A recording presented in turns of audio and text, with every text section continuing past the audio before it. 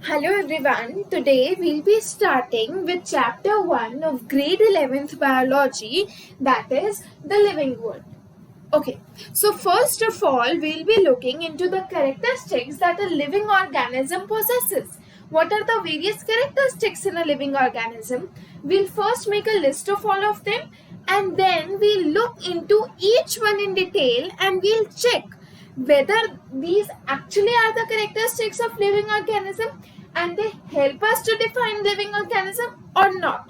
Okay, so the first characteristic over here is growth, second is reproduction, third is ability to sense environment, fourth is mount a suitable response, which is also known as consciousness.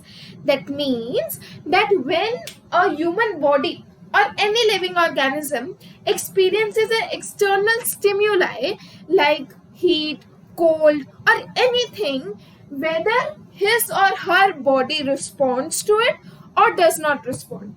So this is mount a suitable response, which is also known as consciousness. Okay, the next over here is metabolism. Next we have self-replication and self-organization, then interaction, and then emergence. Okay, so this is basically a list of all the characteristics that are there in a living organism. Now we'll be looking into each one of the characteristic in detail and we'll check that whether it will help us to define a living organism or not. Okay, so the first characteristic, as we all can see over here, is growth. Now सबसे basic बात जो अब इसमें है is that जितने भी living organisms है ना हमारे अराउंड, जितने भी हैं, be it plant, be it animal, be it bacteria, be it anything, वो सब ग्रो करते हैं. ठीक है, तो what will say all living organisms grow. जितने भी हमारे आसपास लिविंग ऑर्गेनिजम्स हैं सारे किसी ना किसी वे से ग्रो करते हैं. अब हम देखेंगे कि ये जो हमारा ग्रोथ है ना, ये 2 टाइप्स का होता है. 2 टाइप क्या हो सकता है? या तो हमारा इंक्रीज इन मास हो सकता है. क्या हो सकता है? इंक्रीज इन मास हो सकता है, या फिर हमारा increase in number of individuals हो सकता है. ठीक है, तो here we have 2 types of growth. 2 वे हैं जिस तरीके से ग्रोथ हो सकती है. कौन से? First increase in mass and second increase in number of individuals. अब मैं बात करती हूँ इंक्रीज इन मास की. इंक्रीज इन मास का इन शॉर्ट मतलब क्या है? किसमें इंक्रीज होना? साइज में इंक्रीज होना.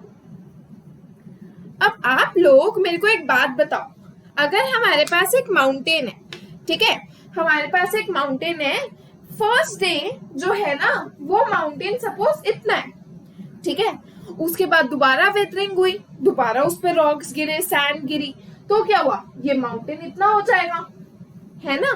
फिर हुआ नेक्स्ट ईयर, फिर ये माउंटेन इतना हो जाएगा. मतलब हमने क्या देखा कि टाइम के साथ ये जो हमारा माउंटेन है इसका साइज भी इंक्रीज हो रहा है. माउंटेन का साइज भी तो इंक्रीज हो जा रहा है ना विद टाइम, है ना. अब अगर इसका मास इंक्रीज हो रहा है, मतलब इन शॉर्ट इसका साइज इंक्रीज हो रहा है, तो ये लिविंग ऑर्गेनिज्म होना चाहिए. लेकिन क्या है? माउंटेन एक लिविंग ऑर्गेनिज्म है? नहीं, माउंटेन हमारा एक लिविंग ऑर्गेनिज्म नहीं है. इसीलिए हम कहते हैं कि ये जो हमारी ग्रोथ है ना, ये डिफाइनिंग प्रॉपर्टी नहीं है. क्यों डिफाइनिंग प्रॉपर्टी नहीं है?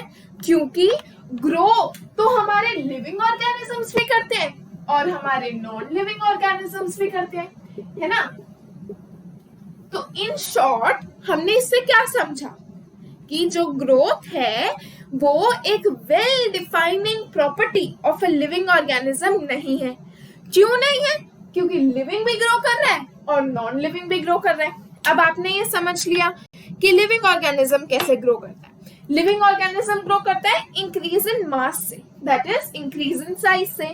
और ये इंक्रीज इन मास या ये इंक्रीज इन साइज जो हमारा माउंटेन के केस में हुआ वो किसके थ्रू होता है? एक्यूमुलेशन ऑफ मटेरियल की वजह से होता है। जब सरफेस पे बहुत सारा मटेरियल एक्यूमुलेट होने लग जाता है, एक के ऊपर एक के ऊपर एक, तो क्या होता है? साइज इंक्रीज हो जाता है, राइट? तो एक्यूमुलेशन ऑफ मटेरियल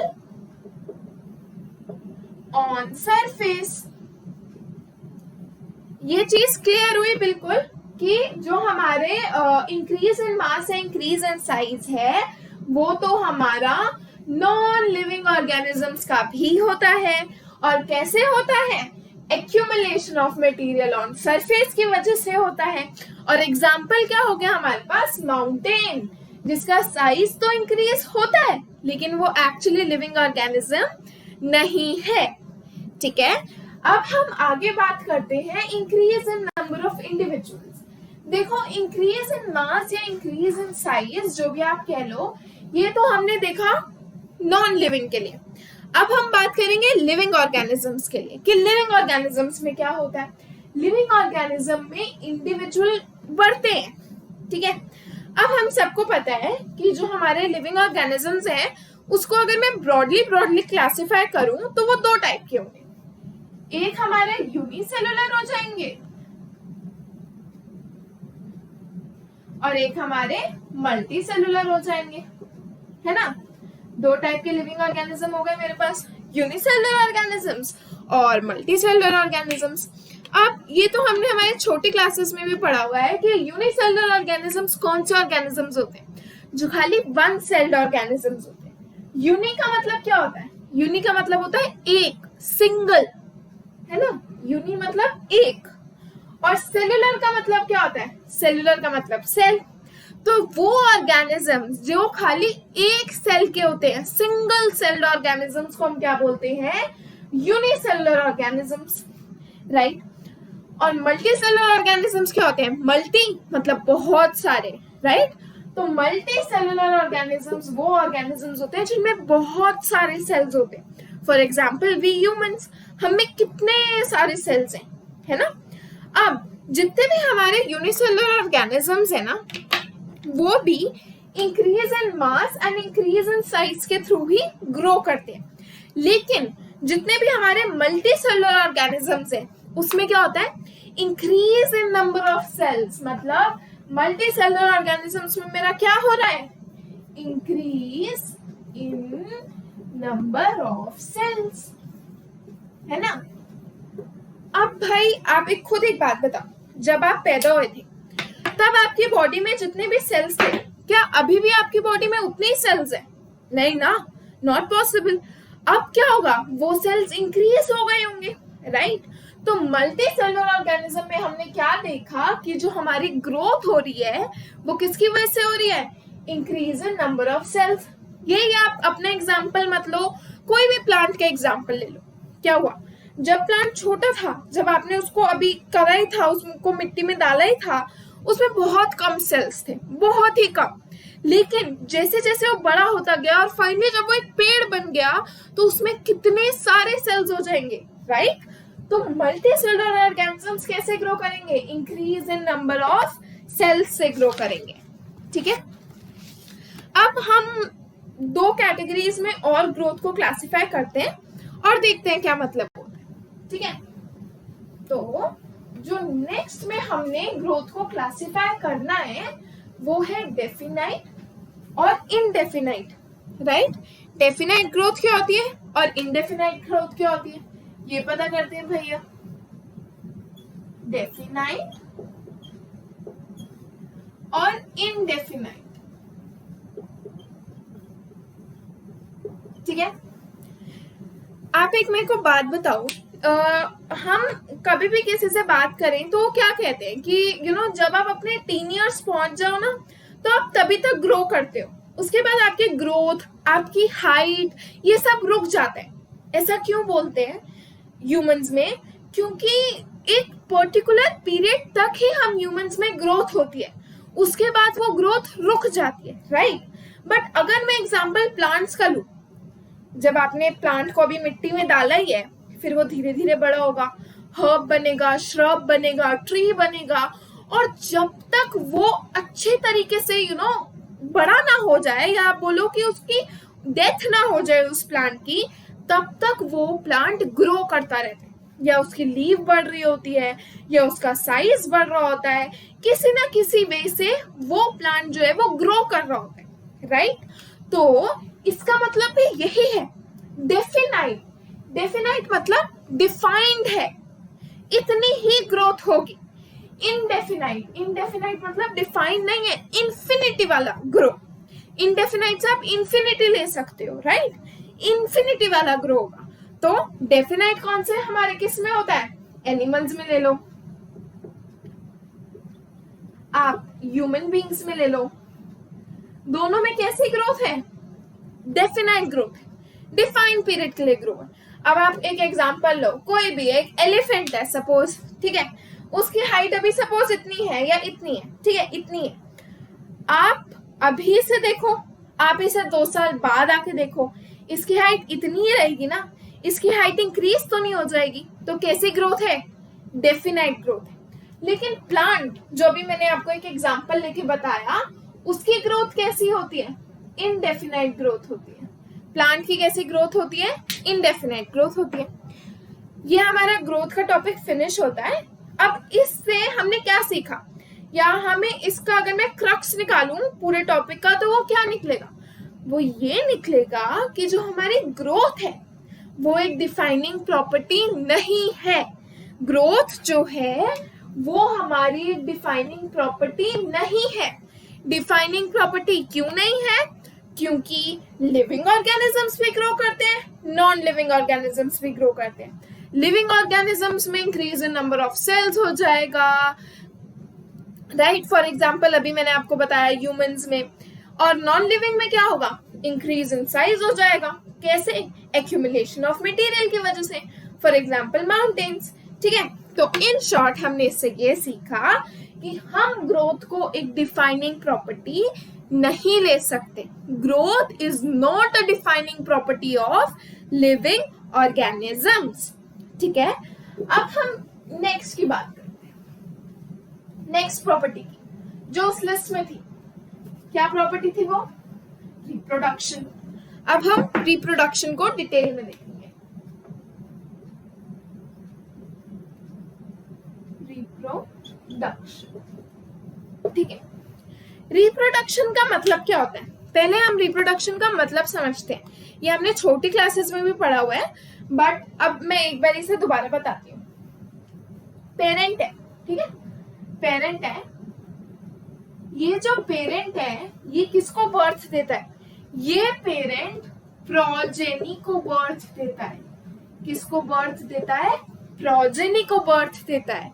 और ये जो प्रोजेनी है ना, इसके जितनी भी कैरेक्टरिस्टिक्स है वो या तो सिमिलर होती हैं पेरेंट के, या फिर आइडेंटिकल होती हैं। तो इन शॉर्ट हमने इससे क्या सीखा कि रिप्रोडक्शन का मतलब क्या है। रिप्रोडक्शन का मतलब है production of progeny, production of progeny which possesses features more or less similar to those of parents। दोबारा समझा रही हूँ, रिप्रोडक्शन का मतलब क्या है, production of progeny which possesses features, जिसके फीचर्स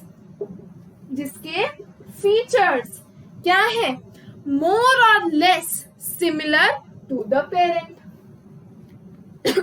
ठीक है, क्लियर हुई ये चीज।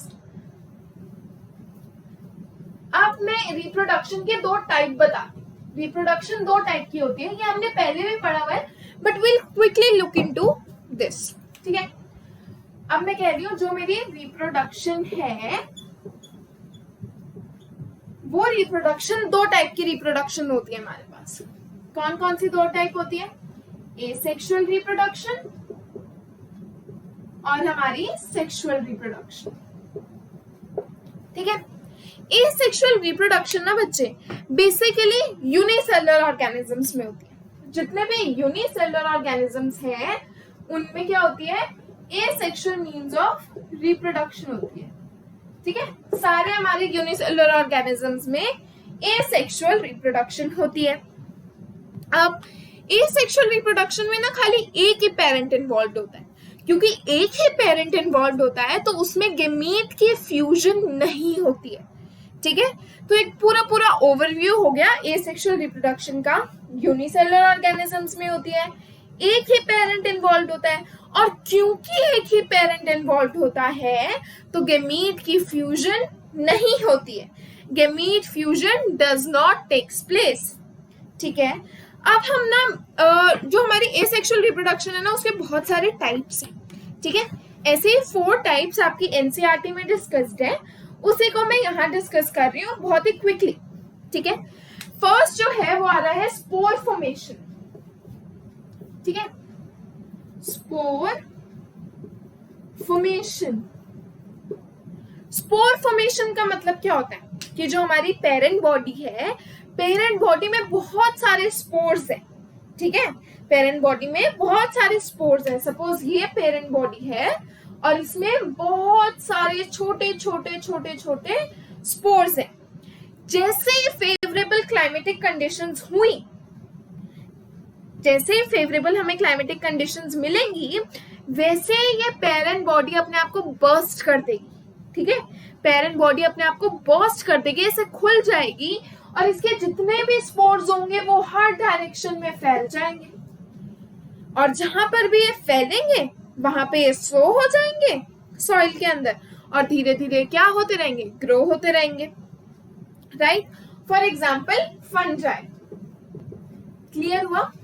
तो स्पोर फॉर्मेशन का मतलब क्या होता है कि हमारी पेरेंट बॉडी है, पेरेंट बॉडी में बहुत सारे स्पोर्स हैं। जैसे ही पेरेंट को दिखा कि हाँ भाई सूटेबल क्लाइमेटिक कंडीशन है, जो जितने भी वो हैं वो जनरेट हो जाएंगे अब, तो वो बर्स्ट हो जाता है, जितने भी छोटे छोटे छोटे छोटे स्पोर्स है वो आ जाते हैं, और फिर वो क्लाइमेटिक कंडीशंस जब फेवरेबल है उसी के अंदर वो ग्रो कर जाते हैं। तो this is spore formation, for example आपके फंजाई में। ठीक है, अब हम सेकंड देखते हैं।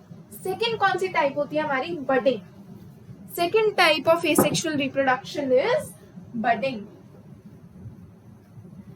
अब बडिंग किसमें होती है? बडिंग होती है हमारी ईस्ट में, हमारे हाइड्रा में, इनमें क्या होती है? बडिंग होती है। अब बडिंग का मतलब समझते हैं बड़ी जल्दी। ये हमारी पेरेंट बॉडी है, पेरेंट बॉडी का एक हिस्सा क्या होगा, एक बड में ग्रो करने लग जाएगा। देखो पेरेंट बॉडी ऐसे हो जाएगी। ठीक है, ये आपको बड दिख रही है, ये बहुत ही छोटी सी बड आएगी, और धीरे धीरे धीरे धीरे विद टाइम क्या होगा, ये बड ग्रो करने लग जाएगी। ठीक है, पहले इतनी छोटी है, फिर ये सपोज ऐसे हो जाएगी, फिर ये और बड़ी हो जाएगी, और एक पॉइंट ऑफ टाइम आने पे ये पेरेंट बॉडी से डिटैच हो जाएगी, पेरेंट बॉडी से अलग हो जाएगी, और क्या हो जाएगा, हमें क्या मिल जाएंगे, 2 इंडिविजुअल्स मिल जाएंगे। ठीक है, तो इसे हम कहते हैं बडिंग, कि पेरेंट बॉडी पे एक बड आई, वो बड धीरे धीरे ग्रो हुई, और टाइम के रहते वो बड अलग अलग हो गई, पेरेंट बॉडी 2 में डिवाइड हो गई, और क्या है हमारे पास, एक न्यू ऑर्गेनिज्म आ गया। ठीक है, ये होता है आपके ईस्ट में, आपके हाइड्रा में, यही टाइप ऑफ एसेक्सुअल रिप्रोडक्शन वो लोग फॉलो करते हैं। अब हम नेक्स्ट पे आते हैं, very interesting, that is regeneration. Regeneration क्या होता है देखते हैं। ठीक है,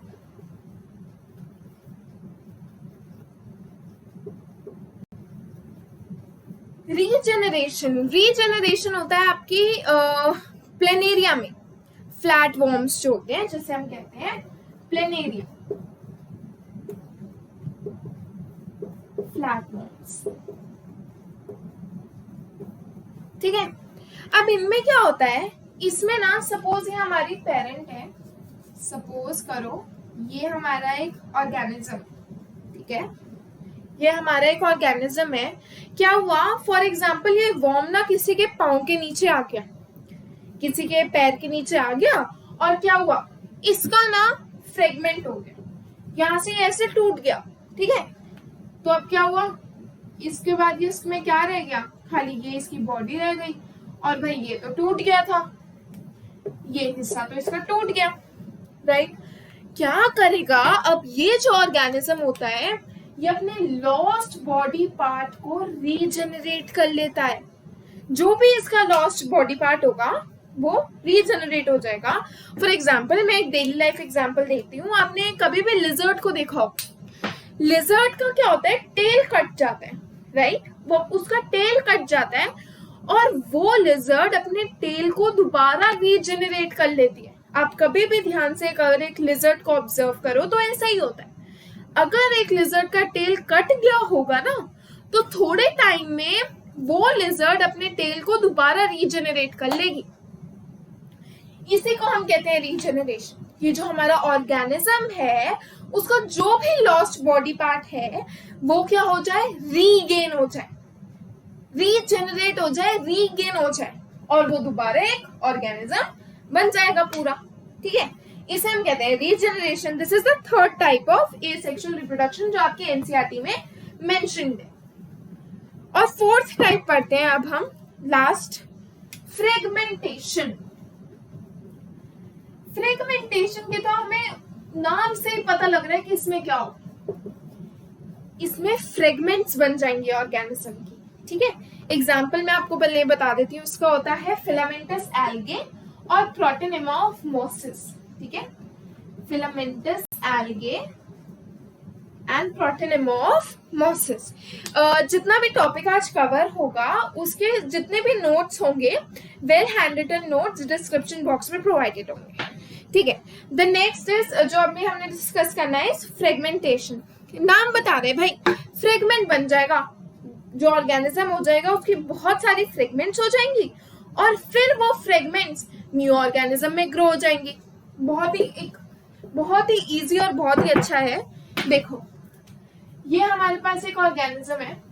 ठीक है, ये हमारे पास एक ऑर्गेनिज्म है, इसके क्या हुआ, फ्रेगमेंट्स बन गए। ये यहाँ से टूट गया, फिर ये यहाँ से टूट गया, तो 3 फ्रेगमेंट्स आ गई। एक ये फ्रेगमेंट, एक ये फ्रेगमेंट, एक ये फ्रेगमेंट, राइट? अब क्या होगा, देखो ये तीनों फ्रेगमेंट्स जो है ना ये एक न्यू ऑर्गेनिज्म दे देंगी। ये तीनों फ्रेगमेंट्स अलग अलग हो जाएंगी और ये क्या बना देंगी, हमारा न्यू ऑर्गेनिज्म। क्लियर हुआ फ्रेगमेंटेशन का मतलब? फ्रेगमेंटेशन का मतलब क्या होता है कि जो हमारी पेरेंट बॉडी है वो फ्रेगमेंट्स में टूट जाएगी और हर एक फ्रेगमेंट एक न्यू ऑर्गेनिज्म में ग्रो हो जाएगा। Very easy. ठीक है, तो ये हमारे 4 types of asexual means of reproduction हो गए जो हमने पता करने थे, जो आपकी एनसीईआरटी में मेंशन्ड है ग्रेड 11 की। ठीक है, अब आप लोग मेरे को एक बात बताओ कि हमारा जो ये अर्थ है, जो हमारा ये वर्ल्ड है, इस पे ऐसे कितने ह्यूमन कपल्स हैं दोज हु आर इनफर्टाइल, जिनका कोई भी बच्चा नहीं होता, they don't have a child, right? होते हैं ना ऐसे लोग, दोज हु आर इनफर्टाइल। आप आगे जाके ग्रेड 12 में भी ये पढ़ोगे कि वेरियस वेज होते हैं जिसके थ्रू इस इनफर्टिलिटी के होते हुए एक चाइल्ड को बर्थ दिया जाता है। वो ग्रेड 12 के चैप्टर में है। तो अभी जो हम बात करते हैं, जो आपके एनसीईआरटी में मेंशन्ड है, वो बताती हूँ। आपने इस वर्ल्ड में कितने ही कपल्स के बारे में सुना होगा जो इनफर्टाइल होते हैं या जो आईवीएफ सेंटर्स के थ्रू हेल्प लेते हैं, राइट? इनफर्टाइल कपल्स के बारे में तो सुना ही है, राइट? अब ये जो इनफर्टाइल कपल्स है, ठीक है, कोई भी एक इनफर्टाइल कपल का एग्जाम्पल ले लो, XY, ठीक है, XY एक इनफर्टाइल कपल है। क्योंकि ये लोग रिप्रोड्यूस नहीं कर सकते, मतलब ये अपनी प्रोजेनी को बर्थ नहीं दे सकते, क्या इसका मतलब ये भी है कि ये लिविंग नहीं है? नहीं भाई, ये तो लिविंग है, ये तो लिविंग भी है और ये भाई रिप्रोड्यूस भी नहीं कर रहे हैं। तो क्या हम रिप्रोडक्शन को एक्चुअली कह सकते हैं कि एक डिफाइनिंग प्रॉपर्टी है लिविंग ऑर्गेनिजम्स की? नहीं ना। क्यों नहीं कह सकते? क्योंकि भाई जो ऑर्गेनिजम्स रिप्रोड्यूस नहीं कर रहे वो भी तो लिविंग है, तो रिप्रोडक्शन एक कैसे हम बोल सकते हैं डिफाइनिंग प्रॉपर्टी है? नहीं बोल सकते ना। ठीक है, ऐसे ही इनफर्टाइल कपल हो गया, आप अपना स्टेराइल वर्कर बीज ले लो, ठीक है, वर्कर बीज ले लो, म्यूल्स का एग्जाम्पल ले लो, ये जितने भी ऑर्गेनिजम्स होते हैं ना, ये सब रिप्रोड्यूस नहीं करते, लेकिन फिर भी ये लिविंग होते हैं। इसीलिए हम रिप्रोडक्शन को एक well defining property of a living organism नहीं कह सकते। Reproduction is not a well defining property of living organism. चलो जी, अभी तक हमने जितनी भी दो हमारी प्रॉपर्टीज पढ़ी, वो दोनों तो भाई नहीं हुई भाई, वो करेक्ट नहीं है डिफाइन करने के लिए। अब हम नेक्स्ट प्रॉपर्टी के बारे में पढ़ते हैं। ठीक है, जो नेक्स्ट प्रॉपर्टी आ रही है ना, वो हमारी है मेटाबॉलिज्म। ठीक है, देखो देखते हैं।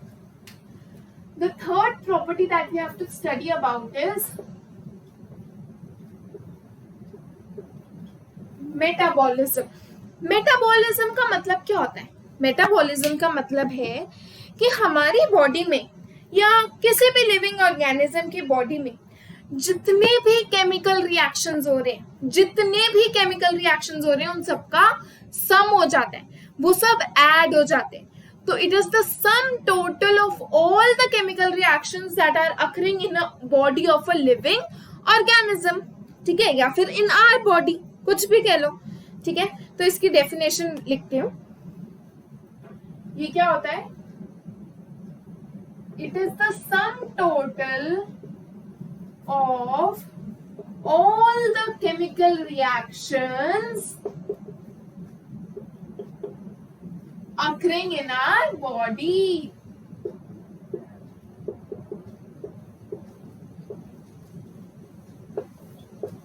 ठीक है, ये चीज आपको क्लियर हुई कि ये क्या है? सम टोटल है, जितने भी हमारे केमिकल रिएक्शंस हो रहे हैं, या फिर आप केमिकल रिएक्शंस बोल लो, या फिर आपके एनसीईआरटी में केमिकल रिएक्शंस को एक और वर्ड से रेफर किया हुआ है, that is metabolic reactions. Right, इन सब का सम हो जाना, ये सब ऐड हो जाना। अब हमें आगे क्या बोलता है कि जितने भी मेटाबॉलिक रिएक्शंस होते हैं ना, इनको हम आउटसाइड द बॉडी भी कैरी कर सकते हैं एक सेल फ्री सिस्टम में। ठीक है, जिसमें सेल्स नहीं प्रेजेंट। एक आइसोलेटेड मेटाबॉलिक रिएक्शन को जो हमारा बाहर हो रहा है, ठीक है, अभी मैंने आपको बताया कि ये जितने भी हमारे मेटाबॉलिक रिएक्शन है, इसको हम आउट ऑफ द बॉडी भी कंसिडर कर सकते हैं कि ये आउटसाइड बॉडी हो रहा है। ठीक है, आउटसाइड बॉडी हो रहा है, और कैसे सिस्टम में हो रहा है? एक सेल फ्री सिस्टम में हो रहा है। सेल फ्री सिस्टम में हो रहा है। ये जो रिएक्शन होगा ना, जो आउटसाइड बॉडी होगा, इसको ना तो हम लिविंग कहेंगे, ना हम नॉन लिविंग कहेंगे। ठीक है, ये जो रिएक्शन होगा, इसको हम क्या कहेंगे? Neither living nor non living. Clear हुई ये चीज? तो जो हमारे रिएक्शंस आउटसाइड बॉडी हो रहे हैं, उसको ना तो हम लिविंग कह सकते हैं, ना ही हम नॉन लिविंग कह सकते हैं।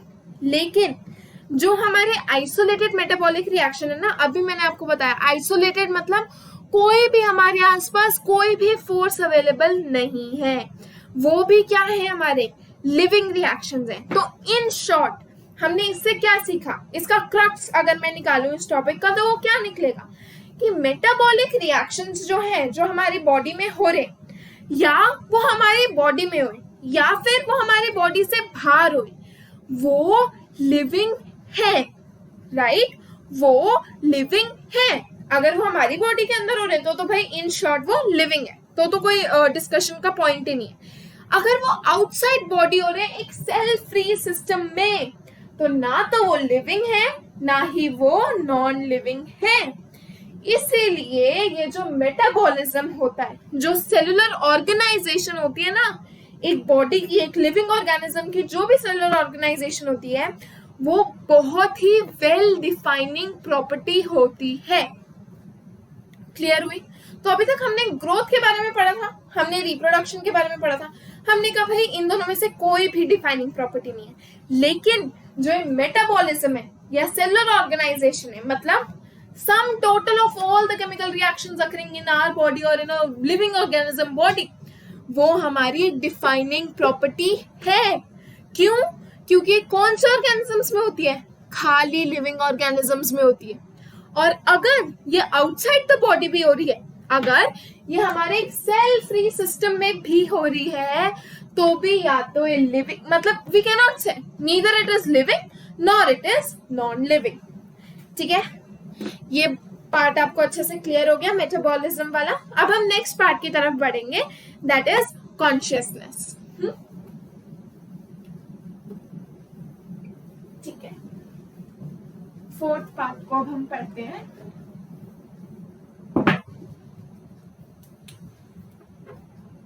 That is consciousness. ये चीज ना मैंने आपको तब भी बताई थी जब हम लिस्ट बना रहे थे सबकी, right, characteristics of a living organism की। मैंने आपको तब भी बताया था कि कॉन्शियसनेस का मतलब क्या होता है। क्या होता है कॉन्शियसनेस का मतलब? Ability to respond to external stimuli. मतलब जो भी हमारा एनवायरनमेंट, हमारे अराउंड जो भी हमारा एनवायरनमेंट है, वो हमें जो भी स्टिमुलस ऑफर कर रहा है, स्टिमुलस समझते हो, हीट हो गया, कोल्ड हो गया, राइट, केमिकल भी हो सकता है, बायोलॉजिकल, आपके अंदर जितने भी एंजाइम्स हैं, कोई भी रिएक्शन हो रहा है, तो इसमें हमारी बॉडी रिस्पॉन्ड करेगी। ठीक है, इसी को हम बोलते हैं कॉन्शियसनेस। तो लिखते हैं भाई कॉन्शियसनेस का मतलब। कॉन्शियसनेस का मतलब क्या होता है? Ability to respond to a stimulus. ठीक है, एक स्टिम्युलस को हमारी बॉडी रिस्पॉन्ड करती है। ठीक है, अब देखो, आप इसको इन शॉर्ट ये भी कह सकते हो कि हम हमारे एक्सटर्नल एनवायरनमेंट को रिस्पॉन्ड कर रहे हैं। ठीक है, कोई भी हीट हो रहा है, कैसा भी उसका वेदर हो रहा है, क्या होगा? आप रिस्पॉन्ड करोगे, आपकी बॉडी रिस्पॉन्ड करेगी, राइट। फॉर एग्जाम्पल, बहुत ज्यादा गर्मी है, आजकल के जैसे डेज है, बहुत ज्यादा गर्मी है, तो इनमें क्या होता है? हमारी बॉडी में बहुत ज्यादा स्वेटिंग होती है, राइट। कोल्ड है, ठंड का मौसम है, तो क्या होता है? हमारी बॉडी शिवर करने लग जाती है। तो इसी को हम बोलते हैं ability to respond to external stimulus. ठीक है, लेकिन ये जो स्टिमुलस है ना बच्चा, ये एक्सटर्नल भी हो सकता है, ये इंटरनल भी हो सकता है।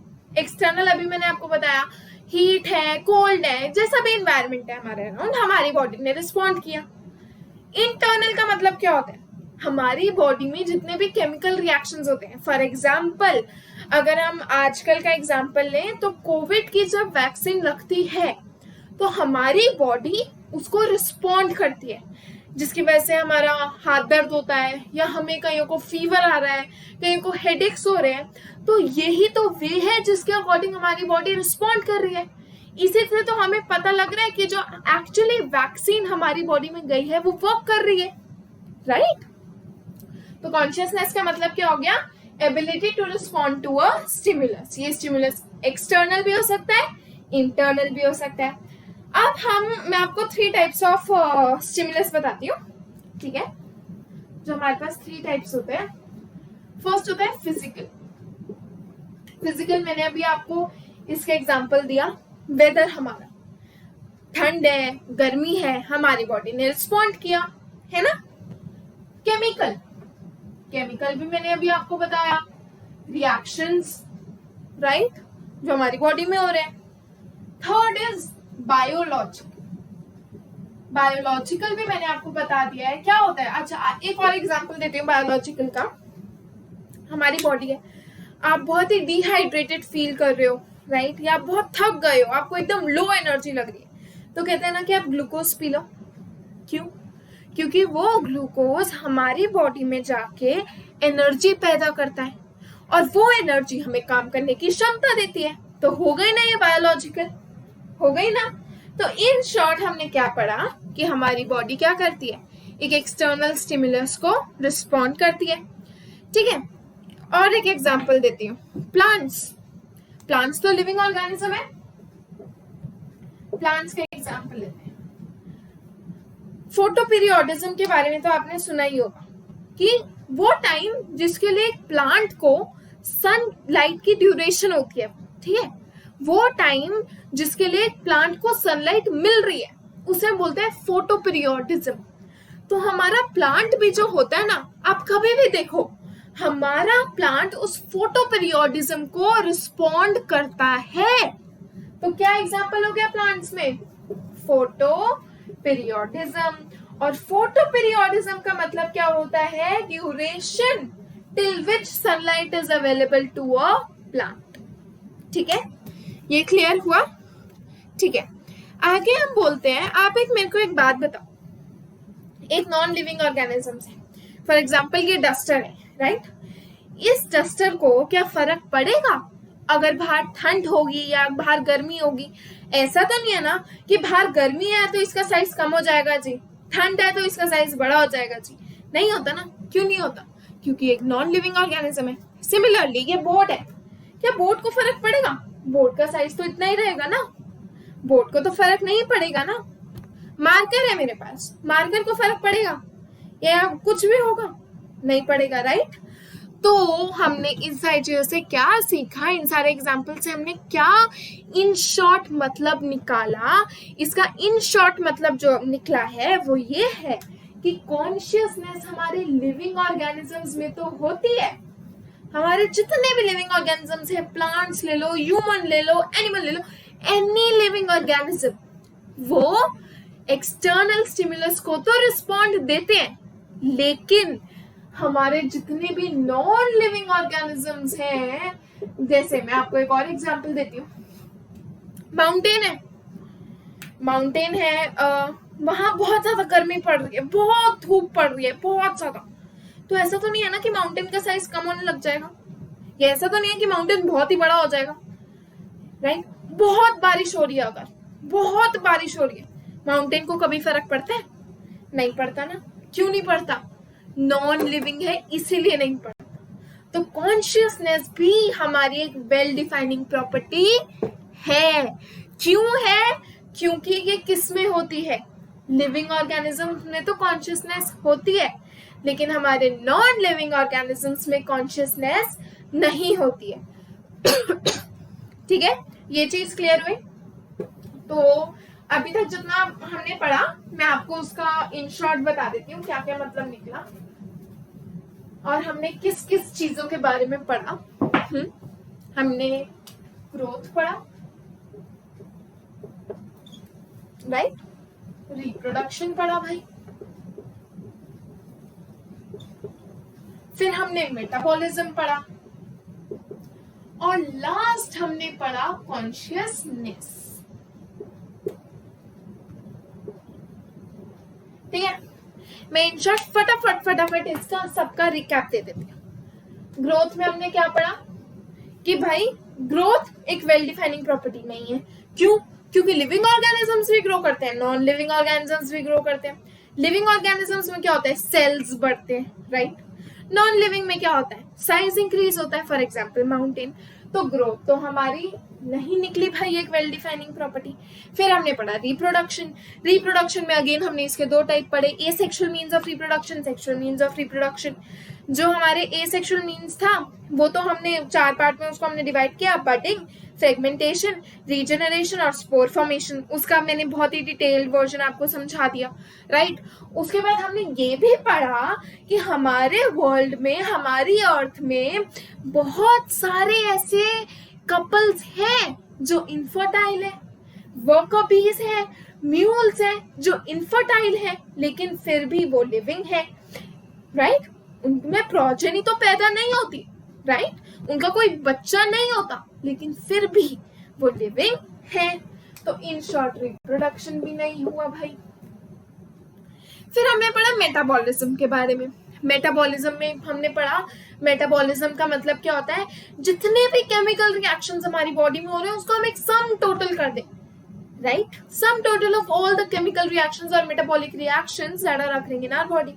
हमने देखा कि अगर ये रिएक्शन हमारी बॉडी के अंदर हो रहा है तो भाई वो लिविंग है, राइट? लेकिन अगर ये बाहर हो रहा है हमारी बॉडी के एक सेल फ्री सिस्टम में हो रहा है तो ना तो ये लिविंग है ना ही ये नॉन लिविंग है। तो इन शॉर्ट जो हमारा मेटाबॉलिज्म है वो एक वेल डिफाइनिंग प्रॉपर्टी हो गया, राइट। इस पे मैं एक स्टार मार्क कर देती हूँ कि भाई हमारा मेटाबॉलिज्म एक वेल डिफाइनिंग प्रॉपर्टी है। और लास्ट अभी जो हमने पढ़ा क्या था वो कॉन्शियसनेस। कॉन्शियसनेस में हमने क्या पढ़ा? Consciousness is the ability to respond to the external stimulus. Non living नहीं करते, लिविंग करते हैं। नॉन लिविंग में हमने देखा माउंटेन, माउंटेन गर्मी हो सर्दी हो बारिश हो रही हो बहुत तेज, माउंटेन को कोई फर्क नहीं पड़ता। लेकिन हमारी बॉडी है, गर्मी हो रही है तो हम बहुत पसीना आएगा हमें, ठंड हो रही है तो शिवरिंग होएगी हमें। तो ये सब क्या है? कॉन्शियसनेस है, राइट। तो इन शॉर्ट कॉन्शियसनेस भी एक प्रॉपर्टी है, एक वेल डिफाइनिंग प्रॉपर्टी है, ठीक है। तो अब हम इन सब के बेसिस पे ना आपको एक बहुत ही शॉर्ट डेफिनेशन देती हूँ एक लिविंग ऑर्गेनिज्म की, जो आपकी एनसीईआरटी में भी मेंशन है, ठीक है। अब हम उसको लिखते हैं जो हमारी वो है डेफिनेशन लिविंग ऑर्गेनिज्म की। तो क्वेश्चन है हमारे पास, भाई हमने प्रॉपर्टीज के बारे में तो पढ़ लिया, अब मेरे को एक डेफिनेशन दो लिविंग ऑर्गेनिज्म की, कि एक लिविंग ऑर्गेनिज्म एक्चुअली क्या होता है, what is a living organism, ठीक है। तो हम कहते हैं, हमने जितनी भी प्रॉपर्टीज जितने भी कैरेक्टरिस्टिक्स आपको स्टार्टिंग में मैंने लिखवाए थे उसके बेसिस पे, जो डिटेल्ड वर्जन अभी आपको 4 कैरेक्टरिस्टिक्स का समझाया है उसके बेसिस पे हम एक लिविंग ऑर्गेनिज्म के बारे में अब पढ़ते हैं, ठीक है। तो what is a living organism?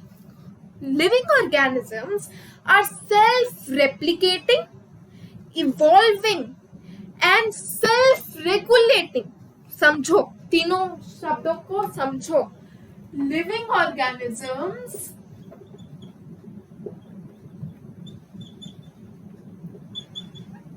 are self-replicating, evolving and self-regulating.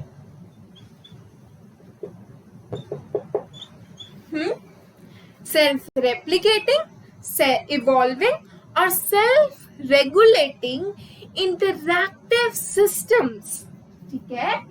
Interactive systems capable of responding to external stimulus, ठीक है। तो क्या हमने डेफिनेशन में पढ़ा? Living organisms are self replicating. Self replicating का तो अपना मतलब समझ आता है आपको, अपना रेप्लिका पैदा करना, ठीक है।